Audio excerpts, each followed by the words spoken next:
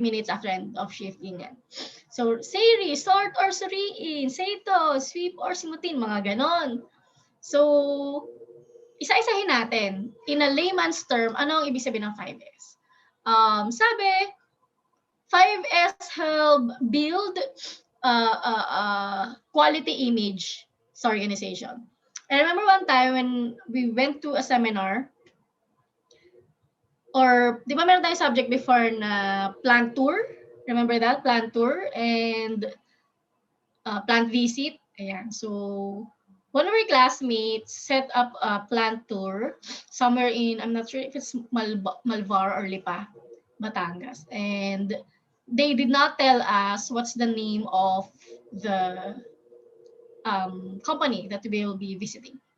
When we went there, we were asked to close our eyes and open it when we were already inside. So, nasa loob kami, we thought we are in a hospital. Sabi, wow, linis-linis naman dito. Ang bango-bango naman. But then when we went to a viewing window, we saw na ang minamanufacture pala nila is cigarettes. Okay, I'm not sure if it's Philip Morris. Ayan. We went there, we saw how clean the environment is, and we even had the thought that okay lang palang manigarilyo kasi yan, ang linis-linis. Parang ganun yung thinking. That's how an image can be greatly improved by practicing 5S very well. All the companies that I've been to, every time I audit, kung bukas yung audit, ngayon pala, okay, 5S tayo, okay? Ano tayo ngayon? Low volume tayo ngayon because we'll have 5S. Because gusto nila, when these auditors come, their place is okay, A-okay, prim and proper, neat and clean. Because that will show the auditors na, oy, ang linis-linis ng mga lugar na to. Ibig sabihin, high quality yung product ng mga to. Yun yung assumption, yun yung equivalent ng implementing 5S. Kaya halos lahat ng organization, merong 5S implementation. Okay? So, isa-isahin natin in layman's term what 5S. 1S, sort. Ibig sabihin lang yan, actually, just a tip, you can apply it at home. Actually, anywhere. If you're a member of the Homebodies Facebook group, 5S is always applied there. Okay? Ito ngayon, matututunan natin. So, 1S, remove from the workplace what you do not need and keep what you need. In short, kung ano yung mga kailangan mo, yun lang yung itira mo. Yung hindi mo kailangan, dispose it or i-red tag mo, okay, itago mo, or, yeah, i-dispose mo. Like, for example, when we were in elementary, we had a pencil case. And that pencil case contains 5 to 10 pencils. Do we use all those 10 pencils? Or do we only use 2? So 1S tells us, 2 lang ang dalhin mo. Yung 10, yung 8, tanggalin mo. So that's 1S. So at home, you check. What are the things that I need? Baka naman hoarder ka na. Alam mo yung hoarder, H-O-A-R-D-E-R, hoarder. Hindi po sa Game of Thrones na si Hodor, Hodor ba yun? Si Hodor, hindi. Okay? Hoarder. Okay? Let me just type it. If you're not familiar with the word. Yung hoarder kasi, kahit ano, wala siya ng kuha. Keep lang siya ng keep sa bahay. Wala siyang 5S. They don't need it, but they still collect it. So kayo, hoarder ba kayo? Yung mga damit nyo ng 5 years old kayo, andyan pa ba sa cabinet nyo? Yung mga butas-butas nyo pantalon, andun pa rin ba? Yung mga low guard na undies and pants, is it still there? Now it's time to do 1S, okay? You start them. Remove what you don't need. So same in the workplace. Kailangan ko ba ng 10 scissors, stapler, Kailangan ko ba ng 10 libron sa ibabaw ng table ko in my workplace? Do I need a ream of bond paper on top of my table? If not, then do 1S. Okay? The next thing, after mong gawin yung 1S, 2S ka na. Set in order. Give everything a place for any object. Meaning, lahat ng itinira ko sa table ko, lahat ng tinira ko sa after ko mag 1S, may location yan kung saan ko dapat ilagay. So, kung ang mga perfume ko, tinira ko yung 4, saan ko ba siya dapat ilagay? Yung Stapler ko, if meron akong stapler, dapat ba sa first drawer, second drawer, third drawer ka ba yan? Yung laptop ko ba, when I'm not using it, dapat ba nasa loob ng slim drawer ko? What else? My pens, where should I put my pen? So, dapat may location for everything. And, yung location niya, base sa kung gaano mo siya kadalas gamitin. So, yung pinaka-frequent mo gamitin, yun yung mas malapit sa'yo. Kung hindi mo siya masyadong gamitin, like, you use it only once a month or once a year, once every quarter, then probably you can put it in a cabinet or in a centralized area. So, ganun yun. Yung 2S. Lagyan mo na location where you want everything to be in place, and dapat mas malapit siya kung mas madalas mo siya gamitin. Now, 3S, shine. So whatever you deem necessary, whatever is important na itinira mo sa table mo and you provided standard location, then dapat panatilihin mo siyang malinis.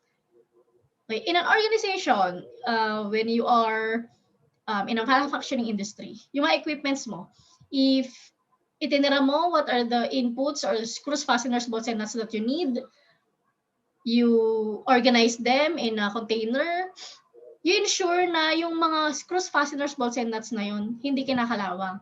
You shine them, so you clean them without excuse, ibig sabihin regular. So 3S tells you to have a regular cleaning. So meron ka checklist, tuwing kailan ko ba siya dapat linisin? Weekly, daily, every 5 o'clock, every 8 o'clock a.m., monthly, annually, parang maintenance, di ba? Tuwing kailan ko ba dapat i-perform machine maintenance? Regularly, every year. And then, kung lilinisin ko siya, anong material or cleaning material yung gagamitin ko? Kasi depende sa material, yung para ng paglilinis. Your metal bolts and nuts should be lubricated, not cleansed with soap and water kasi mangangalawang siya. So, you have to know when to clean it, how to clean it, and what to clean it with. Yeah. So that's 3S. 4S tells you to standardize and maintain the workplace. So if you did this practice, meron akong paraan kung paano ko linisin, alin lang yung importante, at saan yung standard location ko. Dapat consistent yan. Standardized and can be found out to the other organization. So yun yung 4S, is-standardize mo. If you did it January 1, dapat until December 31, ginagawa mo siya. Standard. So that's it. Because that's the consistency of it all. Now, sustain. If you want to sustain, ibig sabihin to prolong the improvements or the benefits that you gained in practicing 1S to 4S, then make the whole organization do what you're doing. Diba? Para ma-sustain mo, hindi yung after 1 year, okay na siya. Tapos ikaw lang nagpa-practice. Yung other organization naman pala, pwede din palang i-implement sa kanila. So that's 1S to 5S. Is it clear? If it's clear, can you give me a star? O mahirap ba sa chat box? React na lang kayo ng happy face. Yung, ano tawag doon, yung well, whatever happy face you have. Kahit hindi sa chat box, kahit doon sa react na lang. Ayan, okay. So ito yung mga example and benefits muna. Benefits ng 5S. Improve safety. Actually, meron mga organization that are practicing 6S, 7S. 8S pa nga eh. Yung 6S daw is security, 7S is safety, and yung 8S is savings.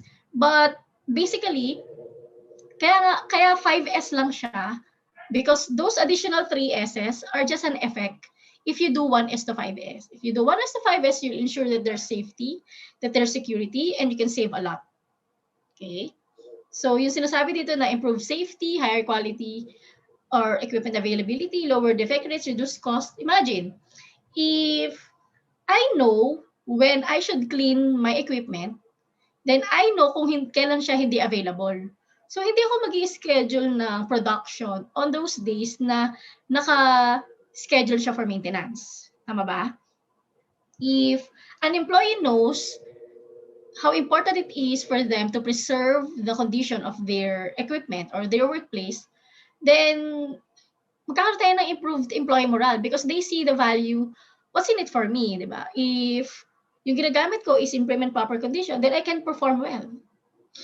Better asset utilization. You can prolong the condition of your equipments kasi lagi mo siya nililinis, then hindi ganun kabilis mag-depreciate or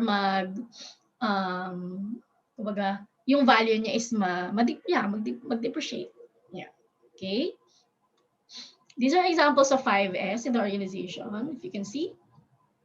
Before 5S and after 5S. Before 5S, napaka-unorganized. Several boxes, tools, and garbage are in the same location. You don't know where you should look at something that you're looking for. But after 5S, standardized na, may floor tapes ka na, may standard location for your garbage, we have standard tools and standard containers for your consumables and different items. Example of a storage room with 5S. Dati, ganito siya kagulo. Ngayon, dinispose ko na yung iba, binenta ko na sa junk shop, napakinabangan ko pa, nagkapera pa ako, right? Instead, nakatambak na siya dyan. Examples of 5S at the office. So, this is before and this is after. This is worst and this is good. Pero I think there can be something better pa about this, right? So, do I really need all these books? Do I use it every day? If not, then don't put it on top of your table. Do I really need all these papers? Which ones do I really need? Okay? Which ones do I not need? Yung certificate ko, kailangan ba yung nakapaskil dyan? Will I be using it? Is it for my morale, daily morale? Then, sige, retain mo. Okay?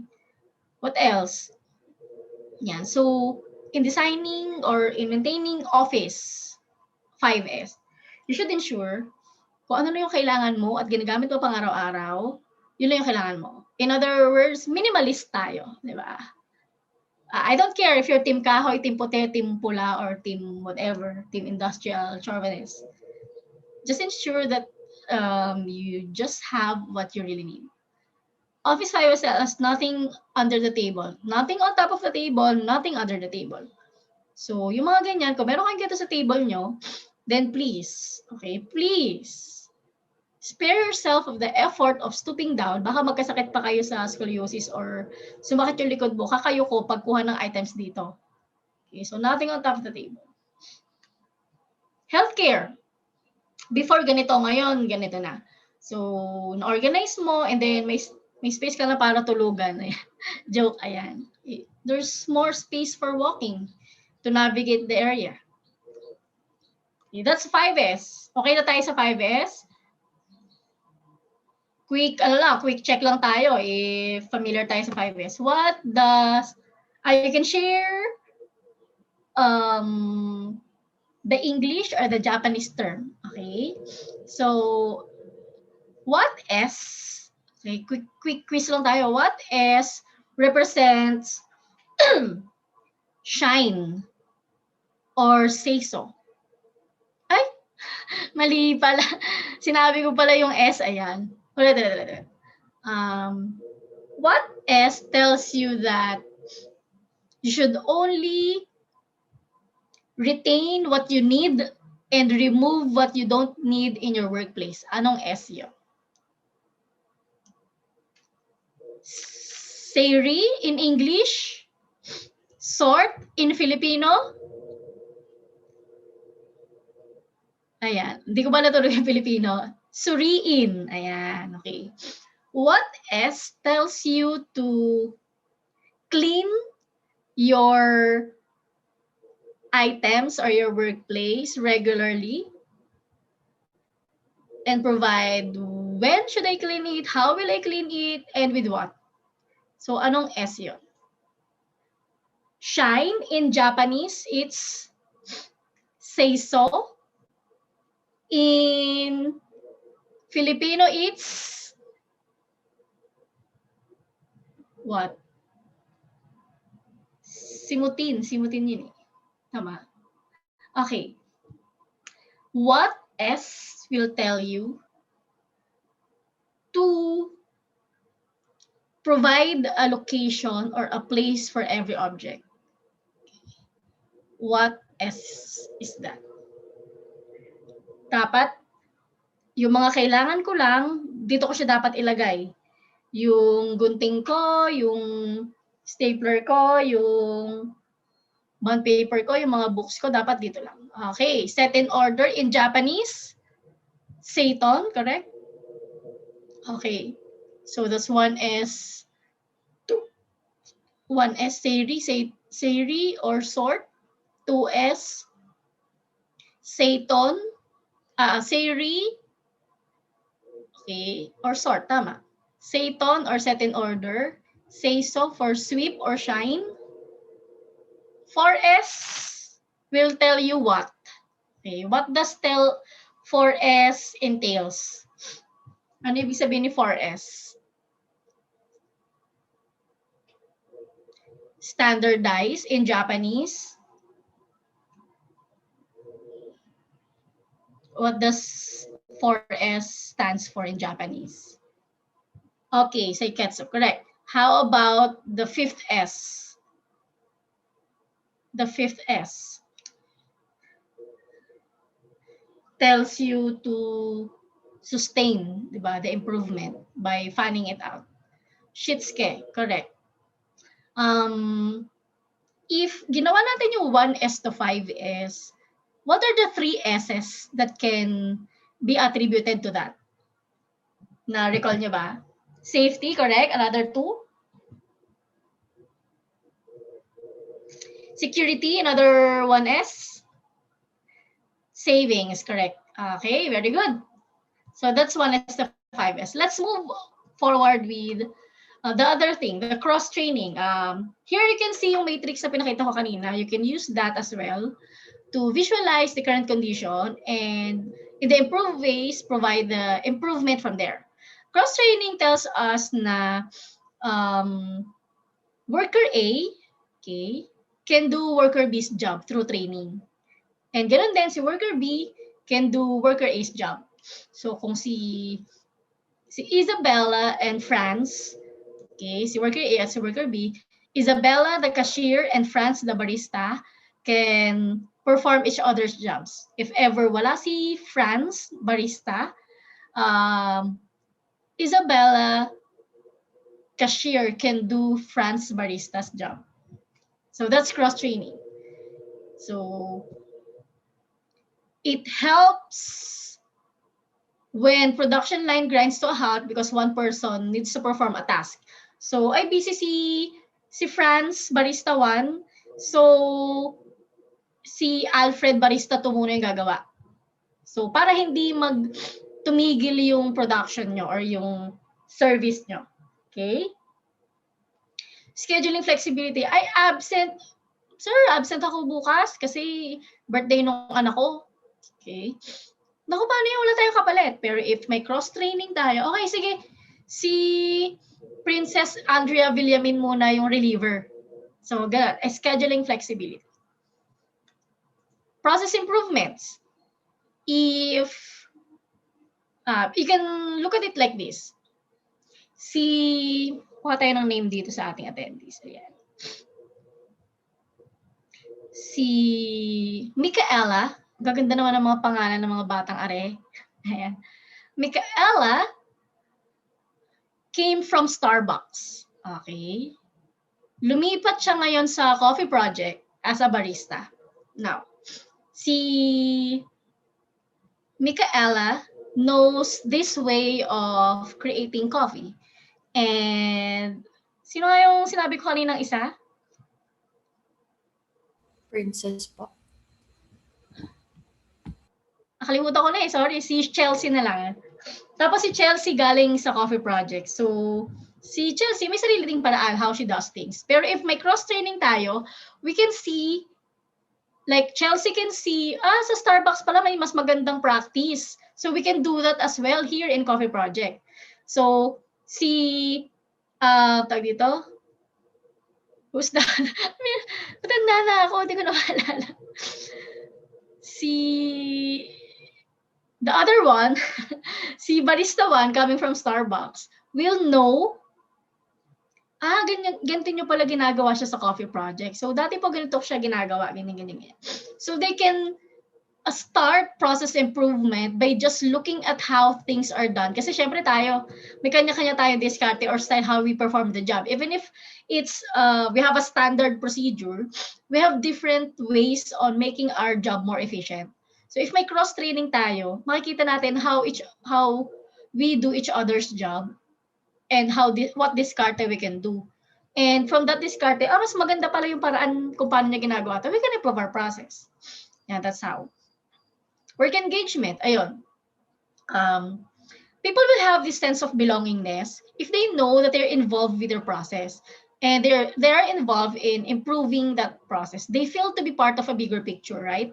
So when you do cross-training, a cashier won't only think na ito lang yung wala akong pake dyan kay barista, wala akong bahala siya sa trabaho niya, gagawin ko yung pagiging cashier ko. Kung magkamali siya, bahala siya. Walang ganon. We will be having more engagement between workers. Kamarada, di ba? Ayan. And then, of course, their skills because they'll see, kaya ko rin palang gawin to. We have that motivation na, akala ko, kaya ko lang maging operator. Kaya ko din palang maging machine handler, technician. Diba? So, worker engagement. So, this is a sample of a cross-training matrix. And this is the image that I've drawn kanina in the analyze. You can show this one. And the improved version, dapat na tayo makitang red. Dapat nasa green or yellow na lang yung mga portion na yon. Kung nasa analyze phase ka pa, this cross-training matrix, kung nakita mo, lack of training. So makikita mo, puro pula yan or puro orange. Na-train ko na siya before, expired na pala yung training niya. Dapat pala i-recertify ko ulit siya or retrain ko ulit siya. So this is one thing that you can use to see sino mga employee ko ang hindi ko pa natitrain or na-onboard for the specific process. Are they certified to perform a specific job? So this is where you can look at it. The higher number, the better. The lower it is, ibig sabihin walang training for that, then that's bad. Okay, that's cross-training. So, dalawa na tayo, 5S and cross-training. Now we have SMED. Can someone expound or spell out what SMED means? Or familiar kayo? Can you type sa chat box natin?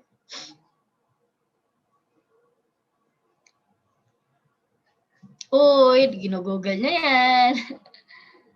SMED, what does SMED mean? S-M-E-D. Clue. It starts with letter S. Okay. Single. Yan ang first word natin. Single. Ouch. Single daw. Single. What? May sumagot na ba? Hindi ko lang nakikita or wala pa sumasagot. Single minute. Ayan. Baka meron ng makasagot nung E at D. Wala pa rin? Okay. Exchange. Okay, great.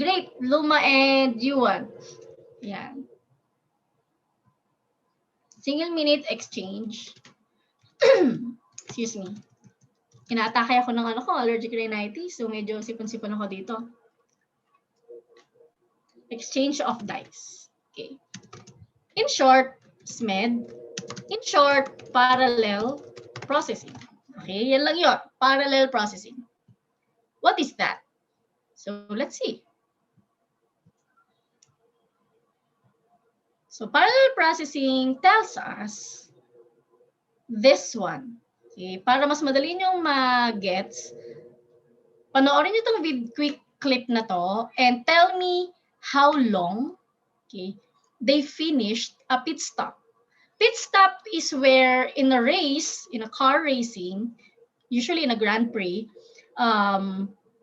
merong chance for the driver to do a pit stop to make necessary changes sa kanyang kotse to improve performance. So, pwedeng palitan ng gulong, gasolina, helmet, driver, or whatever it is you need to change in the car.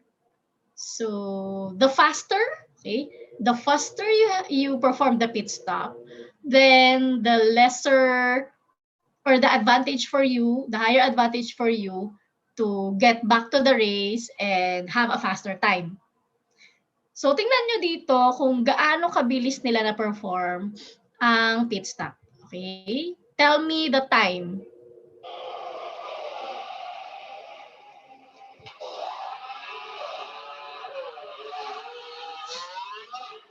Can you type sa chat box natin how fast they perform the pit stop?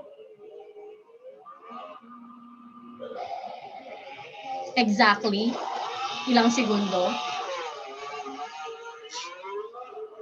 Nasa upper right. Okay, correct. It took only 1.92 seconds to perform a pit stop. What are the activities na ginawa doon sa 1.92 seconds na yun? Can you type sa chat box natin?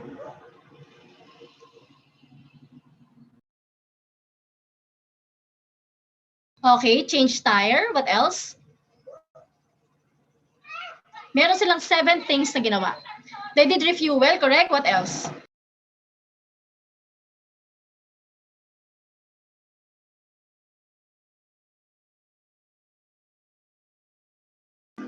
What else did they do?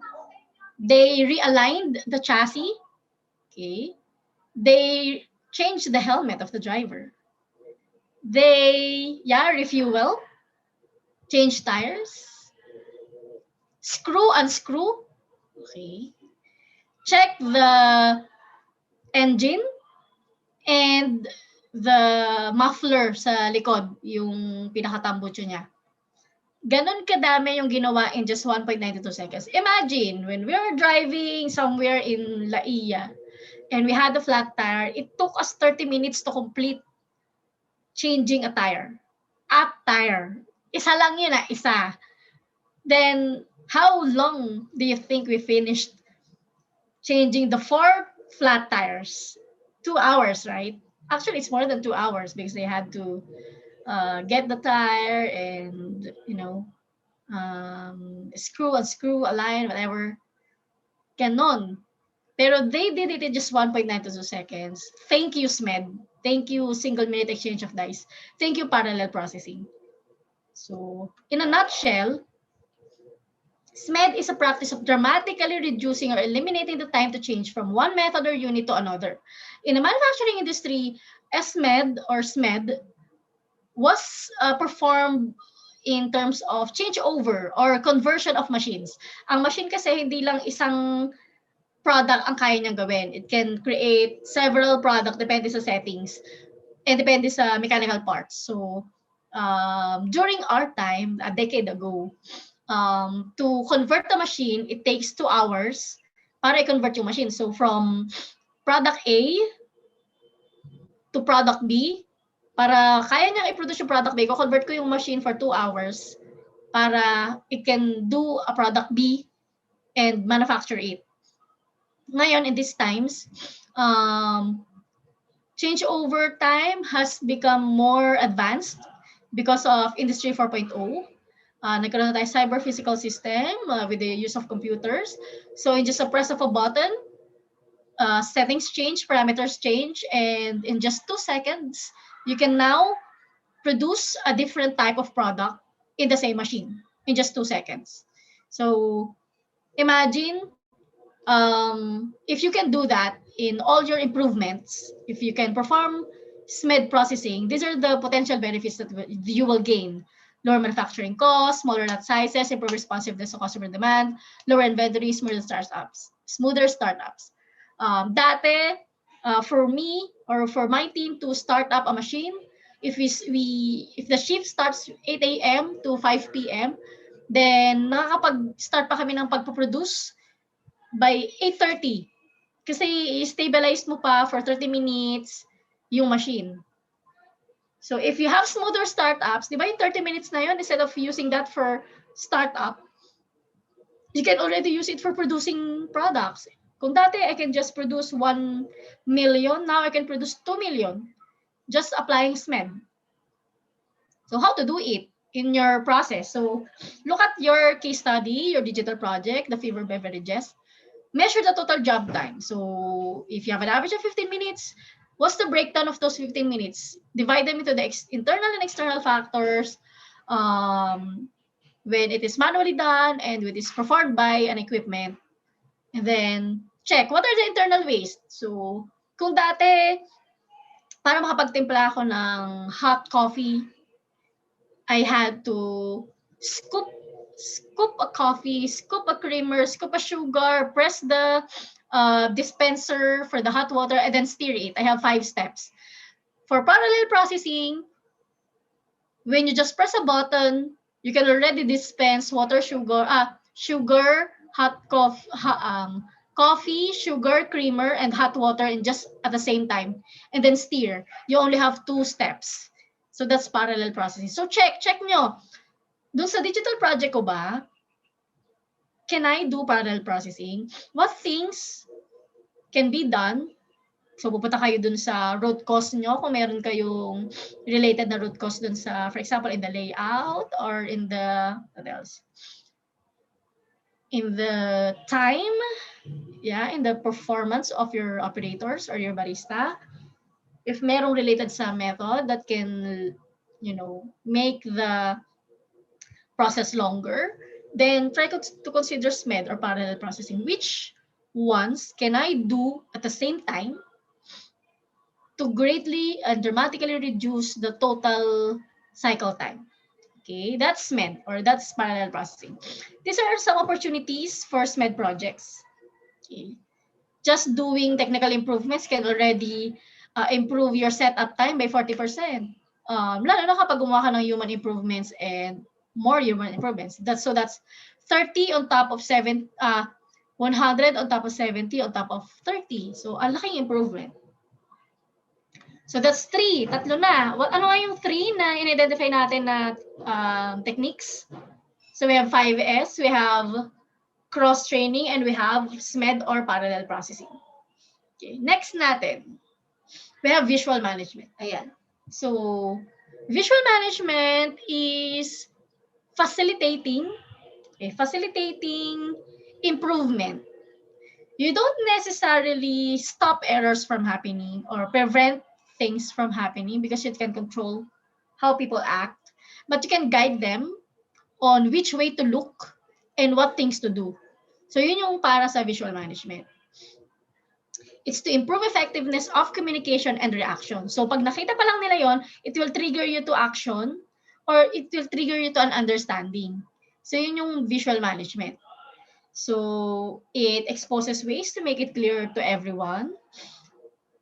That visual management should talk to you. Can you name a few visual management that we have right now na naging epekto ng pandemic season? Like when you go to the mall or when you go to a fast food chain, what visual management have you seen related to what we are currently experiencing right now?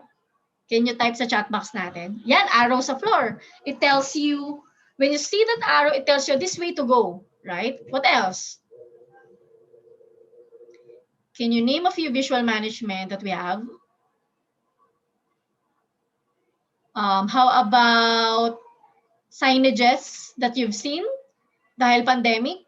Ano na yung mga nakikita nyo ngayon na mga visual management?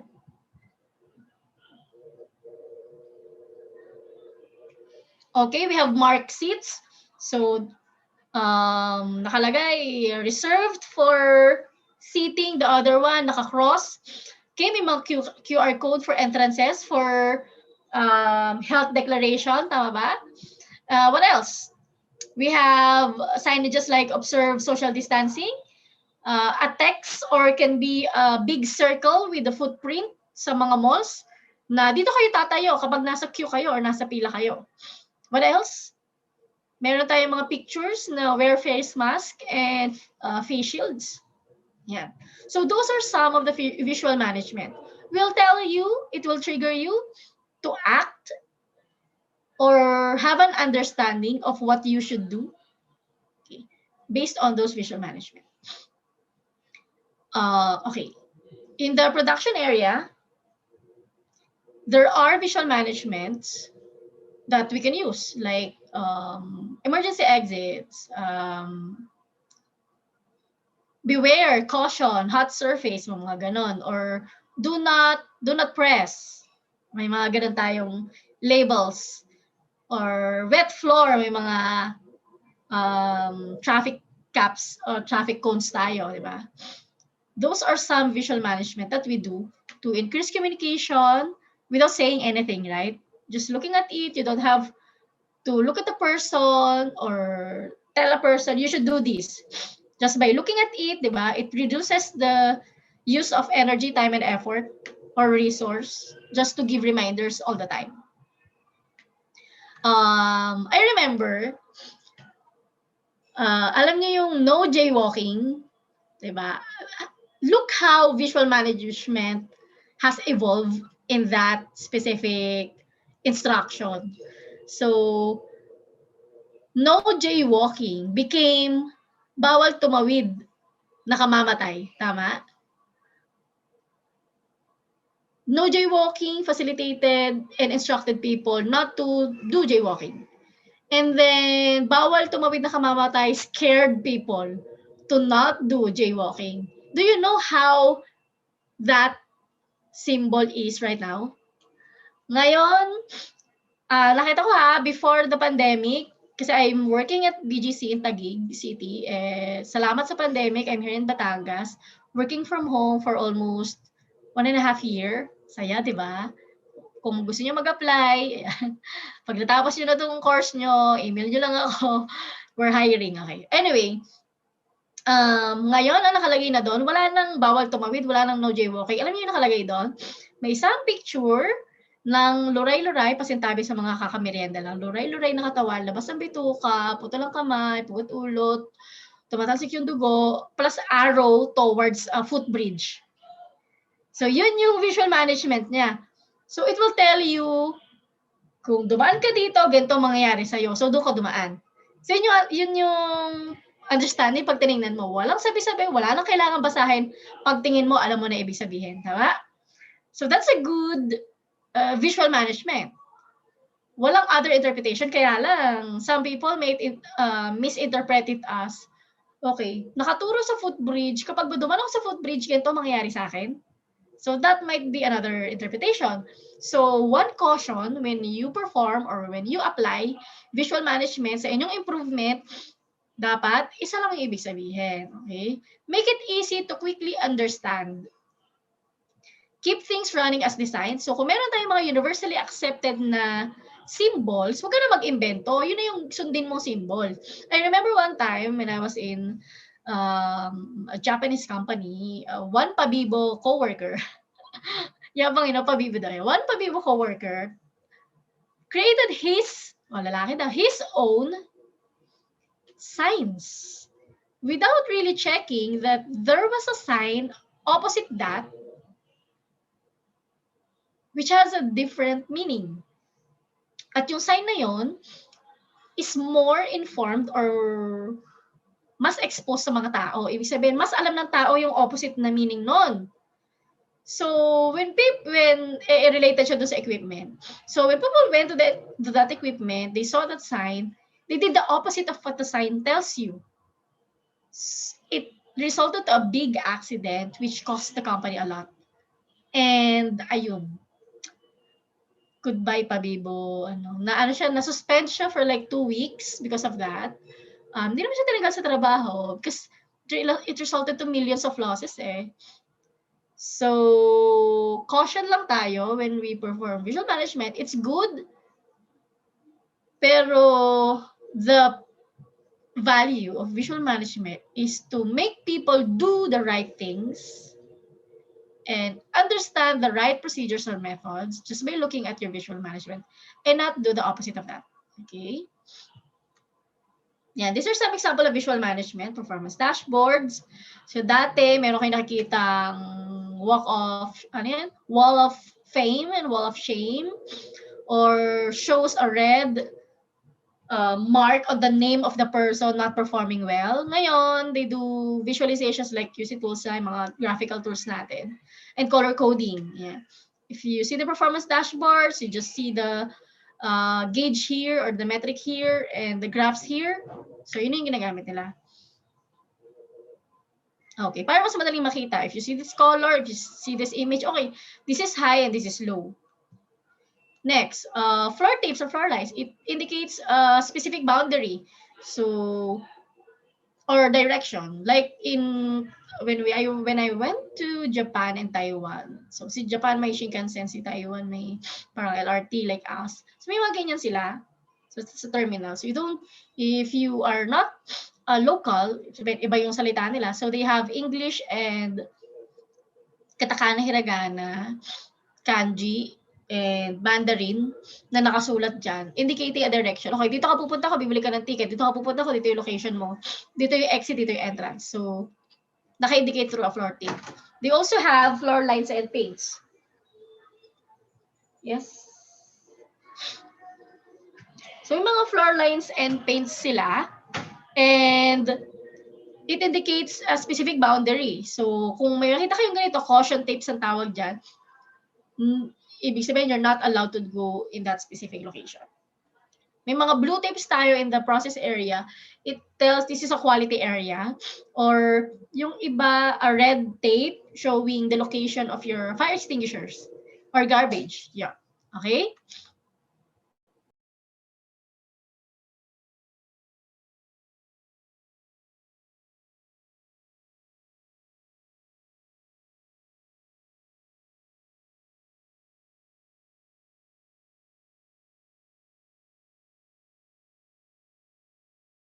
Me, I had to blow my nose.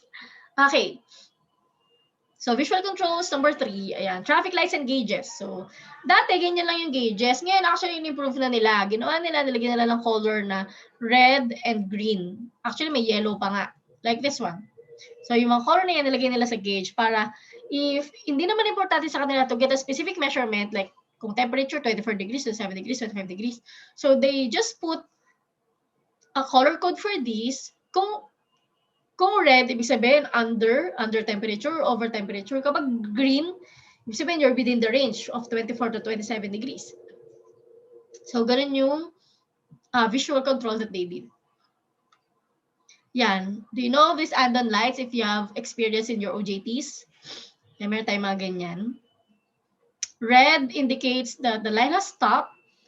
We need someone to check it up.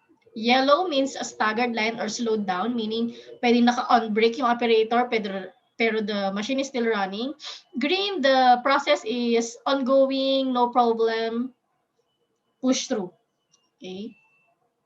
Ito yung mga most common public and common signages, yung mga universally accepted. So, don't negate these signages. Baka mag-invento ka ng kamukha lang nito tapos iba pala yung meaning. So, wag na. Okay? Meron tayong ganyan. Okay, those are visual management. So, naka-apat na tayo.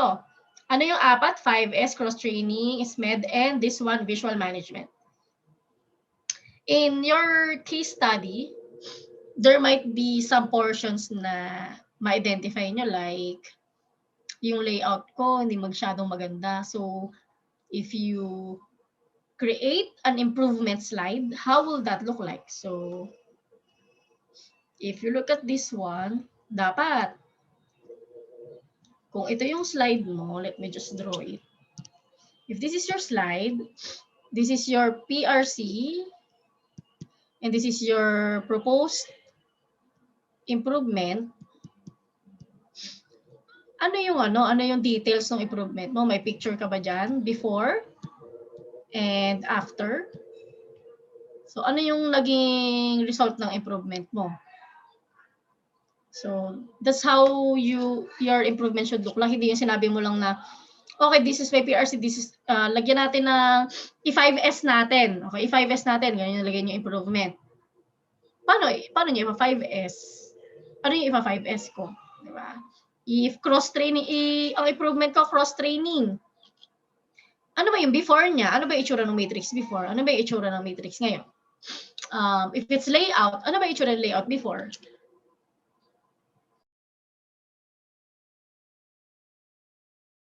Ano yung itsura ng improvement after? So, ganun lang. You see the before and after, okay? Okay. Next. We do standard work. So, in every improvement or in every processes, kailangan may standard tayo. And standard work tells us to have same practice, same procedure to follow, para mas maging efficient and consistent yung pagpo-perform natin ng task. So to design a standard work, yeah, there are different definitions of standard work like this one. It can be from one-point lessons, policies and procedures, automation, SOP, best practices. An effective standard work should contain the following. Okay.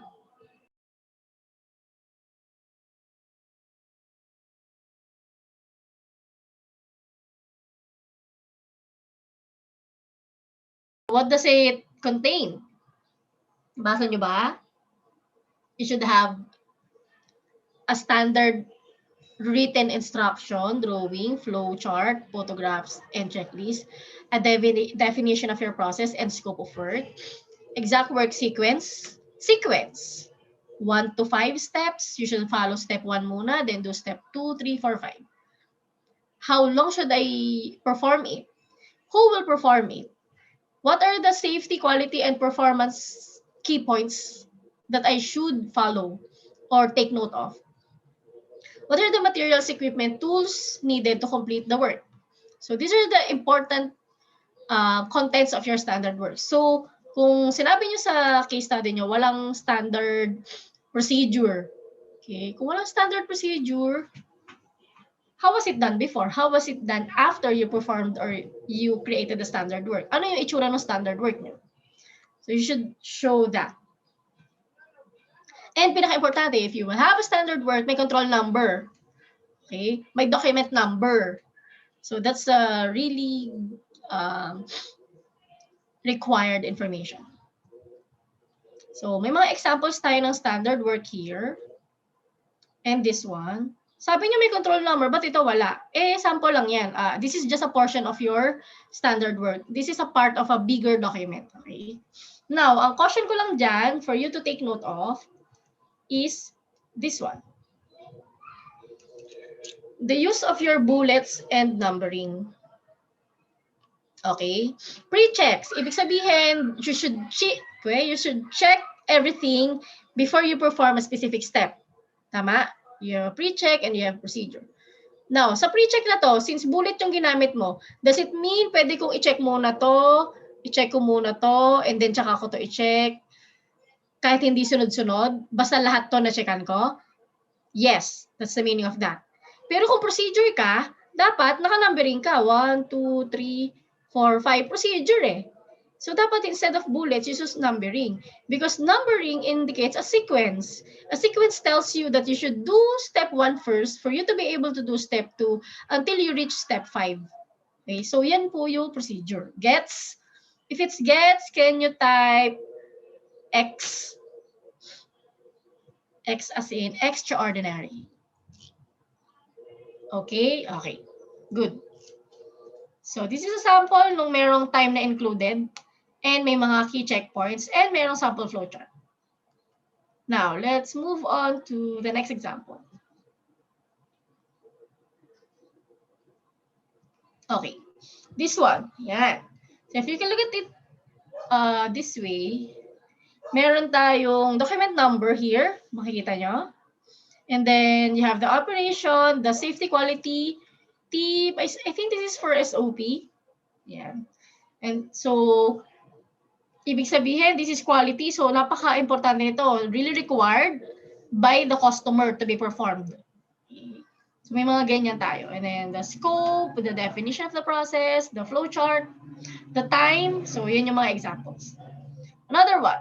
Yeah, this is a one-point lesson. If meron kayong mga improvement na ginawa, sa inyong process that only applies to a specific line or a specific group or area, then usually one-point lesson yung ginagawa.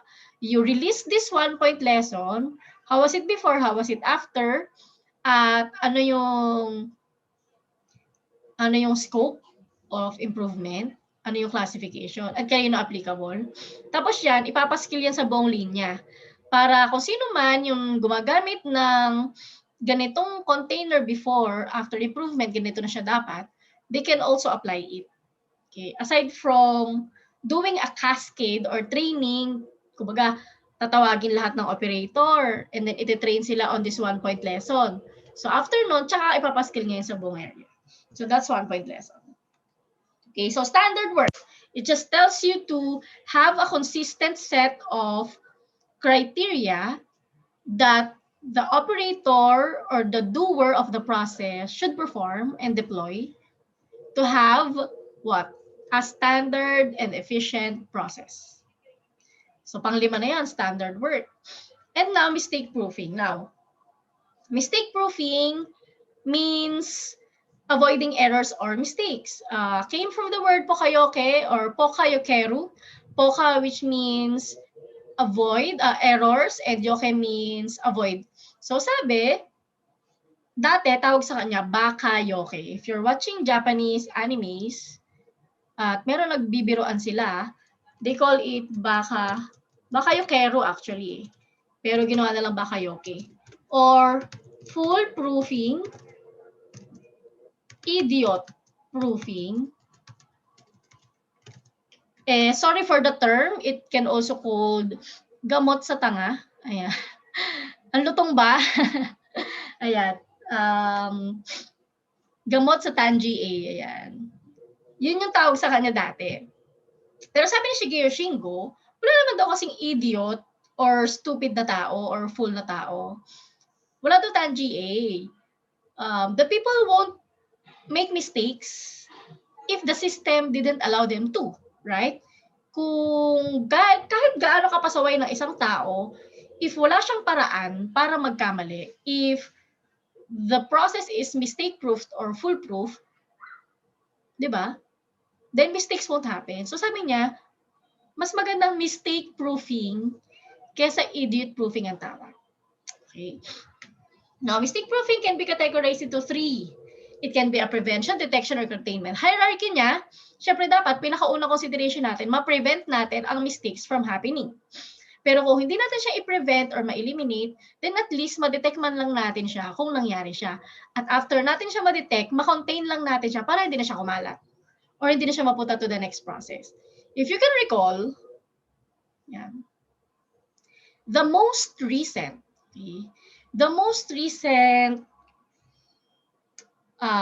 epic fail in terms of mistake proofing is what happened to Jollibee. Do you remember the chicken towel? Sorry, Chicken Joy pala. Okay. So, they were not able to prevent the process or the mistake from happening at the start pa lang. Ba, isipin nyo, pagkuha pa lang ng chicken sa ref, kung na-check man lang yon bago iprito, check man lang na hindi pala siya chicken, towel pala siya, then hindi siya magiging pritong towel, hindi siya mapupunta sa customer para ipagkalat sa social media at hindi magbabayad ng milyon-milyon na Jollibee ngayon for damage control. Like, they paid the person, they paid advertisements. Makikita nyo ngayon sa TV, puro commercial ni Jollibee, di ba? Because they're controlling the damage because of their ruined reputation. Dahil they missed mistake-proofing the first step of their process. So mistake-proofing tells us we should avoid mistake at the start pa lang na process natin. Prevent, kung hindi ma-prevent, ma-detect at ma-contain para hindi siya mapunta sa next process or worse, mapunta sa customer. So yun yung mistake-proofing. Now, paano natin gagamitin yung mistake-proofing? Katulad lang ng DMAIC methodology natin, define, measure, analyze, improve, control. You define what is the mistake, di ba? So, you create a process map para ma-visualize mo saan ba potential mangyari yung mga errors.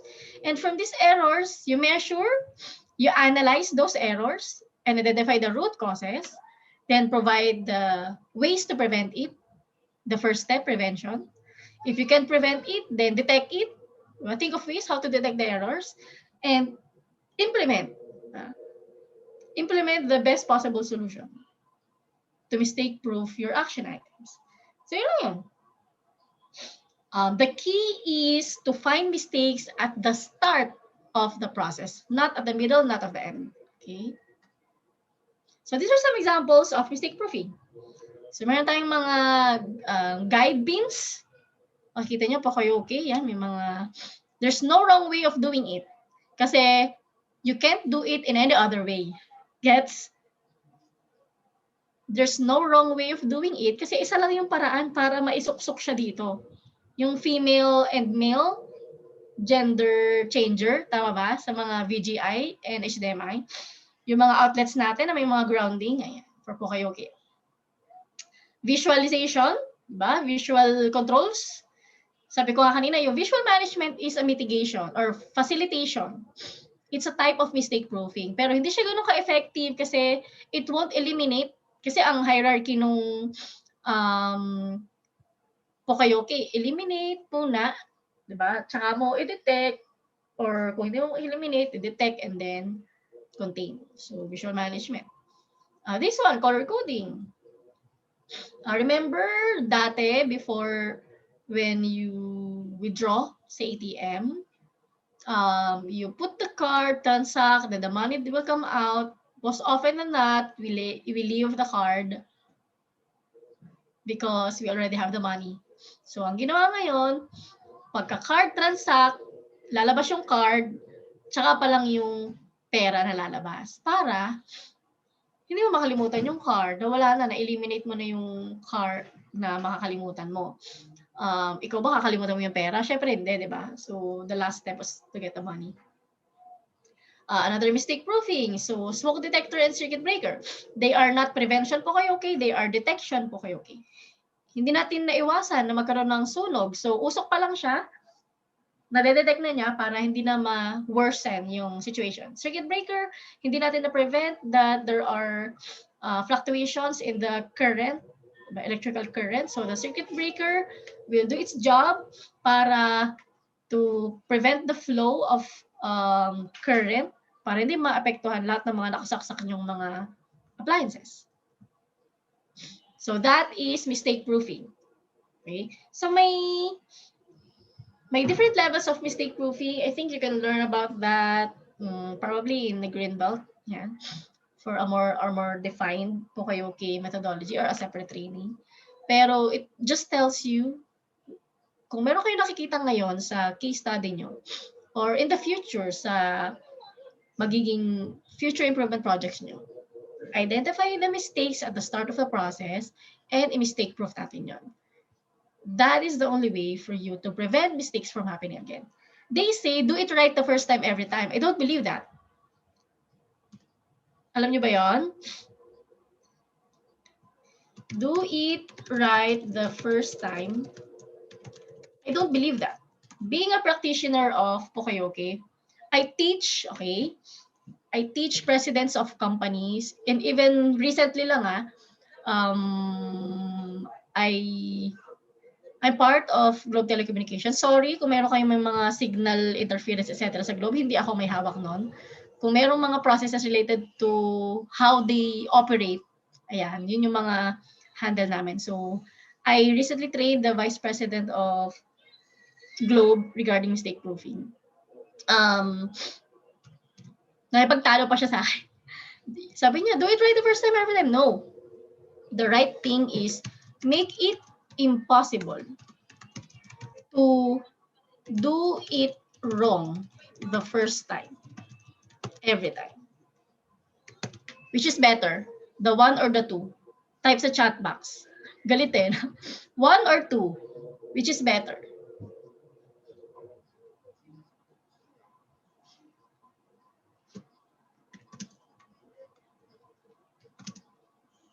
Okay. If we trust, kasi ano yun US taga AT&T siya, di ba?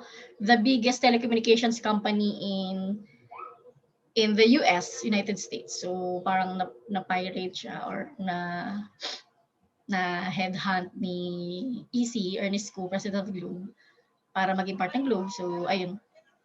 Do it right the first time. Every time. Kay Mama One.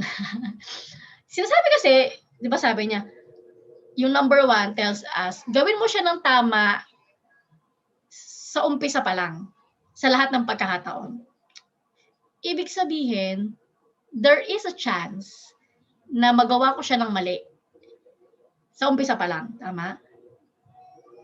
Tama ba? If it's tama, can you type T? The one will not prevent you from making mistake. It will just tell you to do it right the first time. Pero the second phrase tells you kahit gusto mo siyang gawin the wrong way, you won't be able to do it because it's impossible to do it wrong the first time every time. There's no wrong way of doing it. It's very difficult of doing it the wrong way. It's impossible to do it the wrong way. First time pa lang.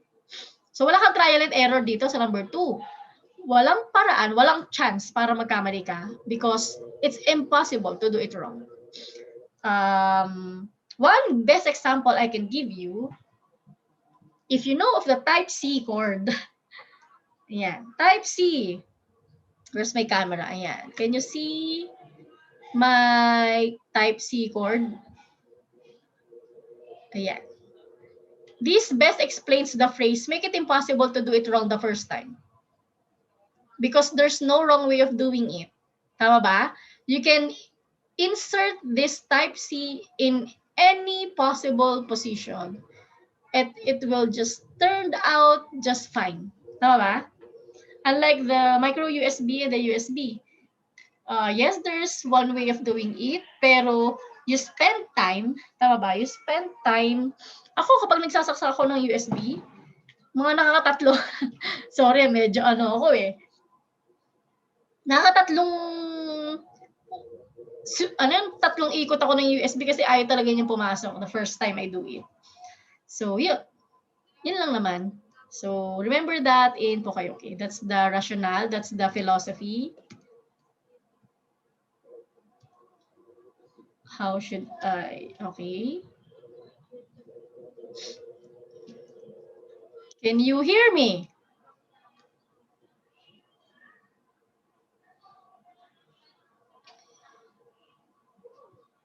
Can you hear me, guys? Ayan. Ayaw kasing gumalaw ng screen ko. Okay. The next thing, ayan. Let me just check my screen.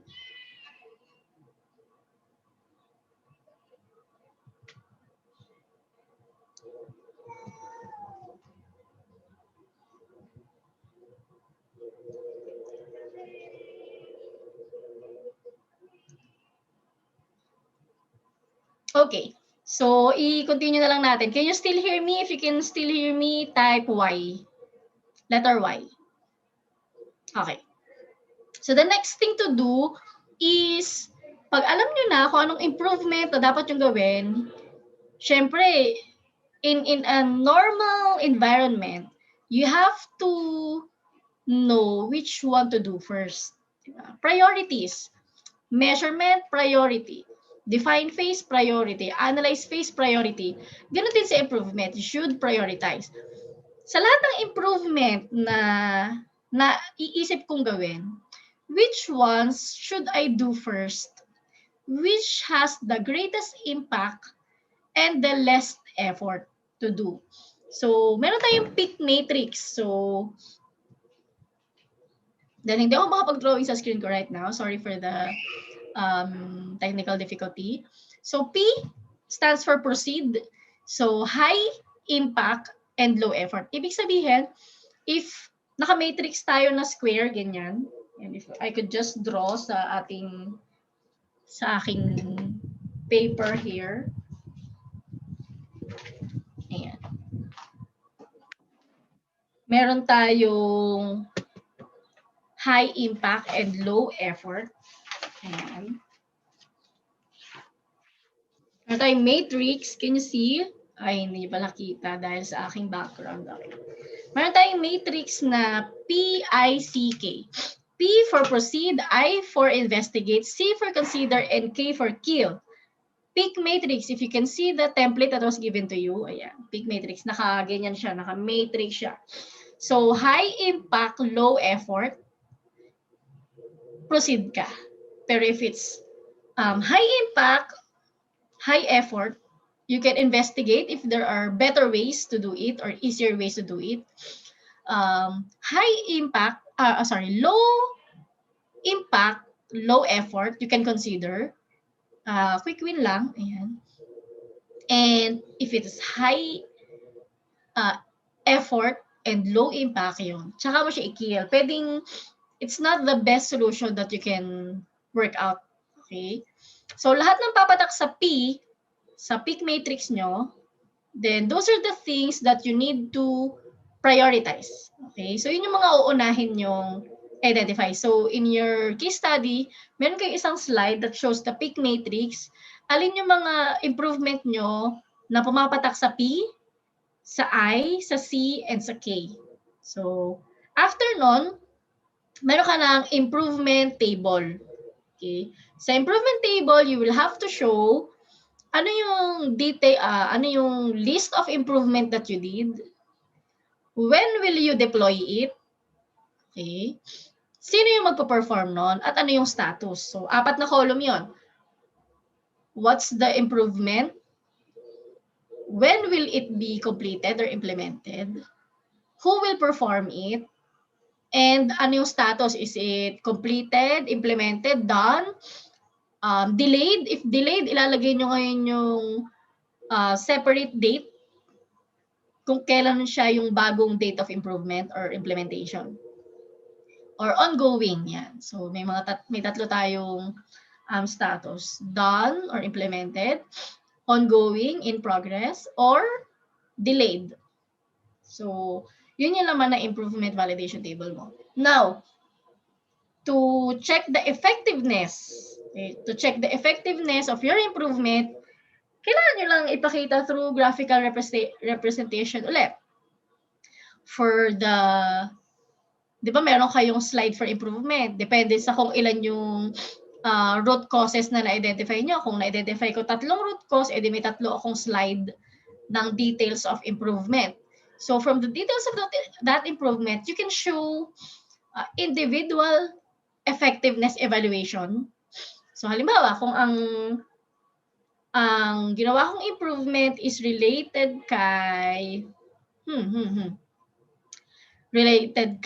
yung PRC1 natin, yung not well maintained yung machine. So ang ginawa ko, nilagyan ko siya ng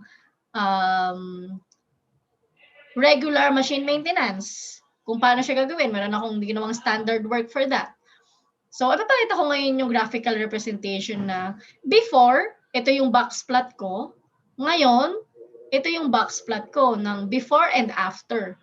Tapos ipapakita nyo ano yung specific result. Kung dati, when I implemented this improvement, kung dati nasa average of 13 minutes, 18 minutes, yung lead time, bumaba siya into 10 minutes. Mga ganon. So, improvement to na. So, ganun din ang magiging storya mo.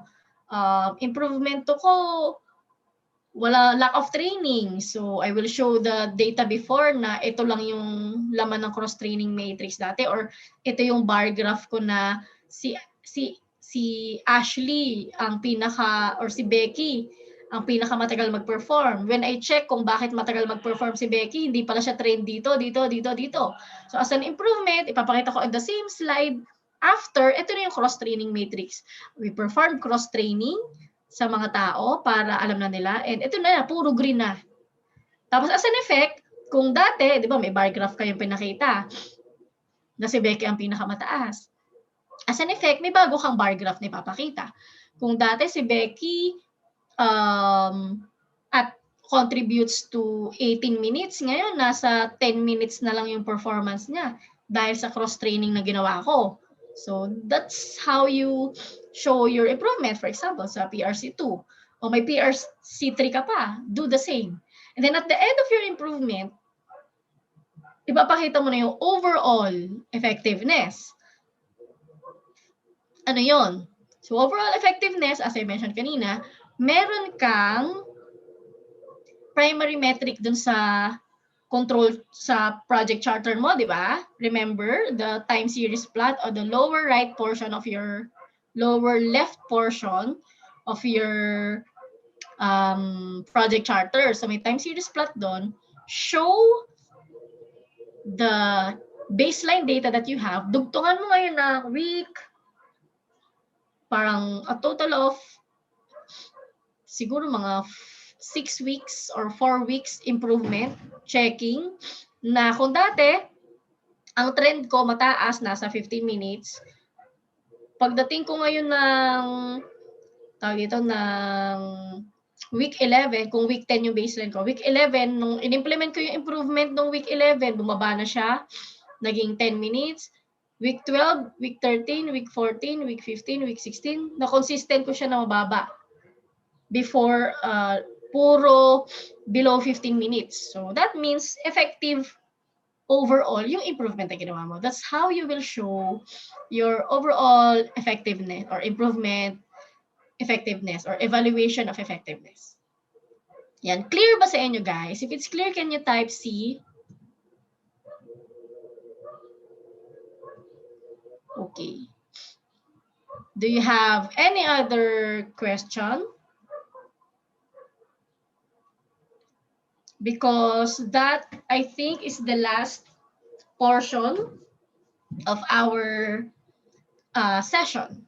So what you learned in the improve phase, our 6 techniques, can you type kahit isa-isa lang? Ano yung 6 techniques na yon? So I'll start ha. 5S. The next one is, anong crossing? Alam mo na, pinagsama mo. Okay. Cross-training. Sige. Next would be SMED, mistake proofing, correct? May dalawa pa. Visual management and what else? The last one. Standard work, correct. Peak matrix will be used to prioritize. Okay. Kung sa measure and analyze, we use Pareto to prioritize which ones to analyze first. Sa improve phase, we use peak matrix to prioritize which one to improve first. Okay? Which are valid improvements. Okay? So after nyong mailagay yon, so PRC1, ito yung improvement ko. PRC2, ito yung improvement ko. Next slide, PRC3, ito yung improvement ko. Next slide naman is the result of the peak matrix. Ba? Alin yung inuna ko? Alin yung P, alin yung I, alin yung C, alin yung K. Then after that, my effectiveness evaluation, yung overall. Okay? Ipoprove nyo lang, una, nag-improve yung lead time dahil sa solusyon na pinrovide ko at in-implement ko. Yun yung kailangan nyo improve. Pangalawa, separately, as separate improvement sa PRC1, ito yung effect niya sa lead time. Sa PRC2, ito yung effect niya sa lead time. PRC3, ito yung effect niya sa lead time. So, that's how you will present it. If magawa natin yon, then swak na tayo for improve phase. Okay? Yeah. If it's crystal at wala nang tanong, can you type uwian na? O nasa bahay kayo? Pero if you have question, you can type it now. We still have 30 minutes for questions. Mukhang gusto talaga, uwian na. Yan. How about the rest? We have 31 attendees except me, 30. So 28, 27, 26. How about the remaining 25, 24, 23, 22, 21? Oh, yung 21 attendees na hindi pa sumasagot. Okay. How about the remaining 16? Yung email for consultation, ASLEX-PH, di ba? Yung ginagamit nila to send the link for the Zooms. Ayan. Yun yung pwede nyong gamitin. And I think after today, they will release a link and instructions sa ating Facebook